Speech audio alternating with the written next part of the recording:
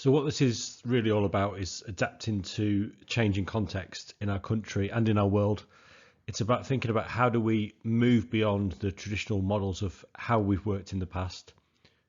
It's about expanding our capacity for impact, the ability to reach more young people in new and dynamic ways, and always remembering that we've got to put learning right at the heart of all that we do.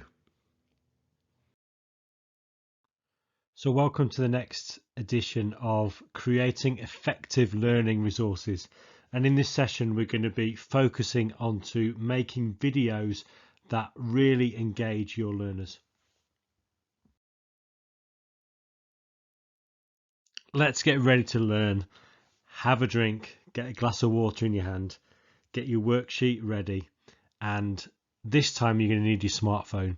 We're going to be asking you to download a few apps a little bit later on. So if you have got a smartphone, get it ready to go so you'll be able to jump on the task.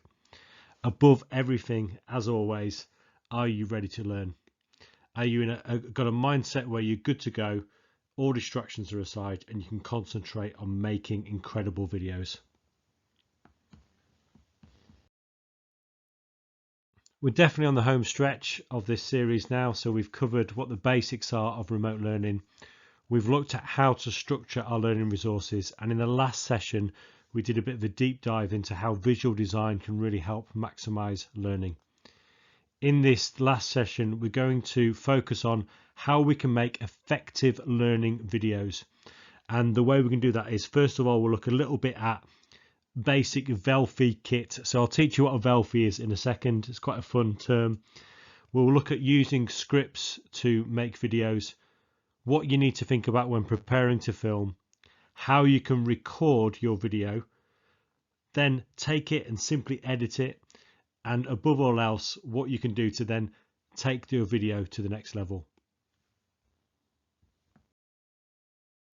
Let's do a starter quiz. True or false? The average person could spend their entire lifetime trying to watch all the content uploaded to YouTube in just one day. Is that true? Is that false? Think about this one as well before you give the answers. True or false? Users upload more than 300 hours of video to YouTube every single minute. These two questions, before we know the answers, are great examples of this endless barrage of video which we're now being bombarded with every single day. What's the answer? True or false? First one is true. It would probably take you over 200 years just to try to upload the content that's put on YouTube in one single day. 200 years for one single day's worth of content. The second one is false, because actually users upload more than 500 hours of video every single minute. And as I said before, the barrage of video is just showing the rise of video in our society today. The reason video is so popular is it's such an engaging way of getting access to information and learning stuff. And how many of us go onto YouTube or any other learning platform where we just Google how to, and then we watch a video and suddenly we know and understand what to do next? Love this. How to fold a fitted sheet. Maybe that's something that we could learn to become a bit more domesticated. We also love to follow vloggers and people who share about their authentic lives. And nowadays, YouTube stars are more famous than most traditional celebrities. So young people engage more with YouTube stars than they would with somebody like Brad Pitt, Harrison Ford, or Jennifer Aniston. Video is also used to communicate very important messages, and such as when we've gathered around to watch Boris Johnson deliver his latest set of instructions to us. So much better than just reading it on a text message or looking at an article. We can actually hear his tone of voice. We can feel reassured or maybe a little bit concerned by what's being said because we can see it in a video. And as a learning tool, as Dr. James McWovey of the Forrester Research says, he says that a minute of video is worth 1.8 million words.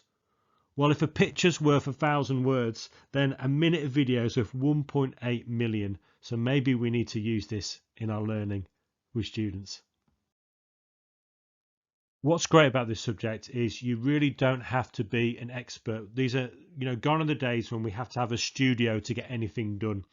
Nowadays, with your smartphone and a few simple extra bits of kit, you can record quite amazing learning videos and edit them together and use them with students yourself. What else I love about this is gone are the days when you've got to sort of search and scrapple online just to try to find a YouTube clip or some sort of video that says kind of what you want it to say. You can basically just grab your phone and film something yourself, and that's what we're going to teach you how to do today. So using your phone, you're basically going to need a little bit of kit that can help you to maximize your videos and make a Velfie. What's a Velfie? A Velfie is simply a video selfie. Love that terminology. Video selfie is a Velfie. It can be helpful but not completely necessary to have a microphone, clip-on microphone such as the one on the screen. It can be helpful to have a tripod, which is just something to keep yourself stable when you're actually recording. And again, it can be helpful, particularly if you're filming indoors, to have one of these ring lights. And all of these kits are inexpensive. They can all be found online in very, very simple ways, and you can get hold of them straight away. So if you've got that kit together, it's probably going to help you get set up to make your videos right. Once you've got your kit ready, you want to think about the content of what you want to say in your learning video. And preparing that content is a little bit like preparing any other resource. You've got to have a structure to it, and there needs to be a flow.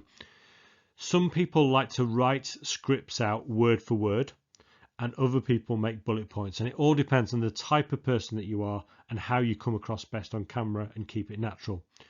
If you're using word for word scripts, you can use a Teleprompter app, which I'll tell you more about at the end, and basically load that script in, and it can appear on your phone and actually be scrolling. You can read it direct from camera and it doesn't appear in the end product.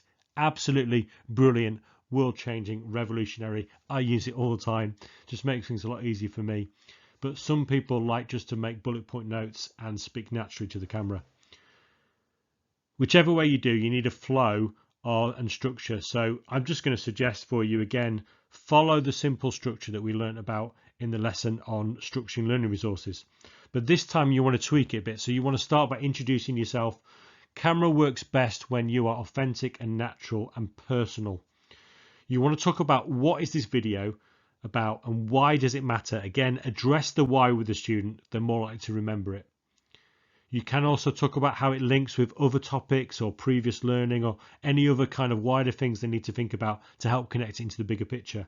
And then get into your core content. So what are the 3 things? What are the top 5 ways? What are the 7 tips that you want to get across in that core content? Then you'll bring it back to some sort of summary or conclusion for learning and give a call to action for the students. Of course, in a learning video, the call to action isn't just like and subscribe. It's actually helping the student understand what they need to do next. So I mentioned using a teleprompter app, and the one that I like to use is called Teleprompter for Video by Norton 5 Limited. You can download it for free, and it gives you a few scripts to practice, and then it's very inexpensive to buy the full thing, and it's well worth it. You'll be able to read your script whilst looking at your smartphone on the screen. So for when you've got tricky, more challenging information to get across, with a little bit of practice, you can read that script and record the video at the same time. Revolutionary. Okay, so we're 10 minutes in now, so it's time to follow the 10 to 2 rule, and we're actually going to give 10 minutes to do something different to break up our learning. I want you to pause the video, and then you're going to go over to YouTube, and you're going to search for a video called How to Make Better YouTube Videos, 5 Quick Tips. And it's by Think Media. How to Make Better YouTube Videos, 5 Quick Tips by Think Media. You can either search for it in YouTube, or if you want to, scan this code and QR code, and it'll take you directly there.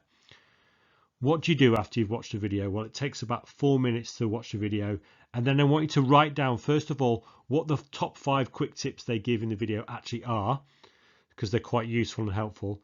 And secondly, I want you to write down and think about why you think that video is effective for learning. I learned quite a lot from it. You may feel the same, but why is that video actually effective for learning? Write down some of the reasons why, and then we'll come back to the rest of the session. Just because it's so easy for us to pick up a smartphone and start filming nowadays doesn't mean that it's going to be brilliant on our first attempt. So here's some hints and tips for you to think about when you're preparing to film, because if you do a little bit of work beforehand, it pays off in the long run. First of all, record in a well-lit space. So don't let the darkness get a hold of you. Film in a well-lit area room. Make sure you look at the room through the camera lens and just shoot. Test a few times with your camera. Always play it back so you can see how the lighting looks, and you want to avoid weird shadows. The reason why we're saying this is just because it's a distraction to learning otherwise. You want to film for the sound. What does that mean? Well, a lot of rooms have audio that sounds really loud or echoey, so make sure you test your sound in the space that you're working in. A microphone can pick up loads of noise around you, so finding a quiet space or quiet time slot to film is important. Another top tip is just to tell people around you that you're about to film so they don't barge in if you're in a space, so you don't get distracted halfway through. It's the most annoying thing in the world to find that you started filming only to get somebody bang on your door. Keep your background simple. Find a space that's clean and simple and doesn't have loads of distraction in the background. Clean up the clutter around you. Everything behind you or around you is going to show up on camera, so make sure it doesn't distract from the learning. Also, think about yourself. Think about your appearance and your clothing. Keep it neutral. Minimize distraction. The last thing you want is a student or somebody trying to engage your lesson thinking about, oh, look at Sir's hat, rather than thinking about what you're trying to say. Keep your camera steady unless you're intentionally trying to do it otherwise. So depending on the style of the video that you want to shoot, by human nature, if you just try and hold the camera yourself, the final product's going to be shaky. That might be fine, but actually using a tripod makes all the difference. Also shoot horizontally. So shooting horizontally is something which people so often forget to do because they just jump right into filming their video. But horizontal filming will mean it looks fantastic when it appears on a screen. Some social media videos need to be shot vertically, so double check your purpose, but 9 times out of 10 it's going to be horizontal. Learn where to look. The key to making outstanding videos is to look directly at the camera and ideally not at the phone screen. A lot of users like to look at themselves, so you see yourself starting to be filmed. It's not good practice to be looking at yourself all the time. Look at the camera, because then the viewers feel like you're talking directly to them. And last but not least, don't be afraid to reshoot.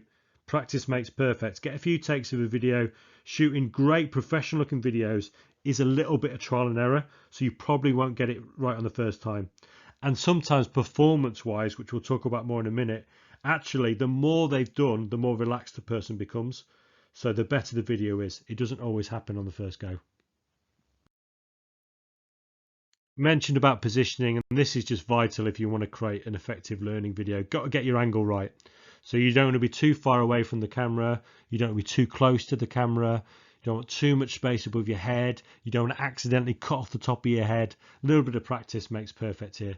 And the camera too low is awful because it's just never flattering for anybody, is it, to have a camera stuck up your nose. Think about as well how you're going to use that film afterwards. So if you want to do something where you include lots of graphics and text on the screen, you might want to position yourself to leave some space by your side for text in post-production. The key thing about recording on camera is to be as natural as possible so you get your performance right. This can take a couple of goes, but if you're feeling nervous, just remember that your nerves always show up on screen. So basically, as much as you can get your nerves out before you turn the camera on, it's going to be a lot better for you on the screen. And that sometimes means having a couple of goes. You don't have to be pitch perfect. The occasional stumble doesn't matter as long as it doesn't distract from what you're trying to say. Be secure in what you've got to say, and the student will be secure in what they're hearing. Be authentic. Treat your audience with respect that comes from being yourself. Be your normal, warm, friendly, inviting, and authentic self. We can often get this urge to mimic other people, talking and acting like crazy YouTubers or just trying to be someone we're not. But it's better to do it your way because, again, being natural comes across on camera. And last but not least, be expressive. If you're talking on camera in a monotone voice, it's going to come across boring. Your facial and body language is going to match your lackluster performance. Even if you're talking about something you're excited about, if your demeanor and body language doesn't match that, then the video is going to be lifeless. So make sure you give it some visual energy. Think about the way you're coming across to the camera. It makes all the difference when you communicate and you're learning. Once you've got the right content and you've got the right performance for your video, you probably want to trim it off and finish it off in an editing package afterwards. There's lots of different editing packages online, but the one that I really recommend is InShot. It's an app that you download for your phone, so it's not desktop based, but what it does is, particularly if you're recording to your camera phone, it just helps you edit it straight away. And what you want is an editing package where you can clip videos to size, you can add titles, you can add text anywhere on screen. You want to be searching online for how-to videos and really just trying it out. So many of these apps are created intuitively, so you can just get going straight away, and InShot is one such of those editing packages. So remember, you're not trying to make a blockbuster movie here, you're trying to make a learning video, but you can really help the learning by adding music in the background. And again, in InShot, you can select loads of pre-recorded tracks, you can download tracks for free on places like bensound.com. And you want to position that music in a way that helps maximize, engage the learner, adds a little bit of emotion, and just keeps it a little bit more interesting, making sure you adjust the volume so you can still hear what's actually being said. So it's worth you taking some time to get to know a package like InShot, just to try stuff out, try bringing in some video, try adding the text, try adding some color, adding some emojis, different elements to actually finish off that video to maximize the learning. And then you want to export that into a high-res version that you can use in other packages such as PowerPoint or YouTube. This is not a detailed expose of how to actually do that. It's more about the principles of using an editing package to finish off your videos. But once you've sort of grasped the basics of a package, search how-to videos, try it out for yourself, you can really take those videos to the next level. You can add text, add movement, add images, add emojis, add filters, put into practice all those design things that you learned in the last session and take your videos to the next level. It's always important to remember that in a learning video, we're trying to keep learning at the heart of it. So make sure that you've still got that clear message and it doesn't distract too much when you're using all your bells and whistles. Sometimes simple is good enough. What I want you to do now is to actually go and try this out for yourself. So make a 1-minute video. Here's the biggest task that you're going to get in this whole series. Record and edit a 1-minute video on the topic of your favorite food. So what's your favorite food? And as you record your 1-minute video, tell us about your favorite food. Try and follow the structure that we've talked about in this session and try to use some of the new skills that you've learned about today. So make the video, edit the video, finish off and export the video just as a way of practicing the skills that we've talked about. I do hope you've had fun making your video, and it's a great way to finish off these sessions as we come to the end of our time learning together. So we've looked at what the basics of remote learning are. We've looked at how we structure learning resources, how we use visual design to aid learning, and how we make really effective videos. So in this particular session, we've covered the kit that you're going to need to actually get yourself going. We've looked at using scripts, and we've remembered that there's a structure to how we order our videos so that it keeps learning at the heart of them. We've looked at the things that we need to do before we actually press play on that camera to prepare to film, and the importance of getting yourself set up, getting it looking right to avoid distraction and maximize learning possibilities. Some great tips for recording the video, getting your performance right, and then thinking about afterwards how we bring that into an editing package and take our videos to the next level. If a video really is worth 1.8 million words, then it's probably worth you and me trying out some videos and making them so that we can really help students learn and make learning stick. Once you get into the world of video making, you'll have a whole lot of fun and probably a lot of frustration as well. So here's a few further resources that you can use to take things further. Look at loads of amazing how-to videos on YouTube. Go on to pexels.com. Remember in the last session I talked about videos, there's clips that you can download. So earlier on you saw when we were talking about getting your performance right, little clips of people, that's from pexels.com. Bensound is a brilliant free site that allows you to download MP3s for backing tracks. InShot is that package that I told you about. So the more you get into InShot, the more easy it's going to become, and you're going to be able to make videos so quickly. Make sure you've got that Teleprompter app just in case you want to be able to record direct to camera with your script. And when you're sharing resources and when you're sharing your videos, if you want to shorten the video URL, so that is so you've not got a really long thing if you want to share it with somebody else, or you want to put it into a PowerPoint, you can use bit.ly, which is basically all about making long URLs, that is long web addresses, a little bit shorter. So have fun, make sure that you enjoy what you're doing, but above all, remember that that 1 minute of video is worth 1.8 million words on a page. So if it's worth 1.8 million, it's probably worth putting a bit of effort in to help make learning stick. And for the final time, we'd love it if you can share your feedback. So grab your smartphone, scan that QR code with your camera phone, and basically going over to the survey, and you're going to be able to tell us what you think, tell us what you've learned. You can rate this session, and we'll see you next time.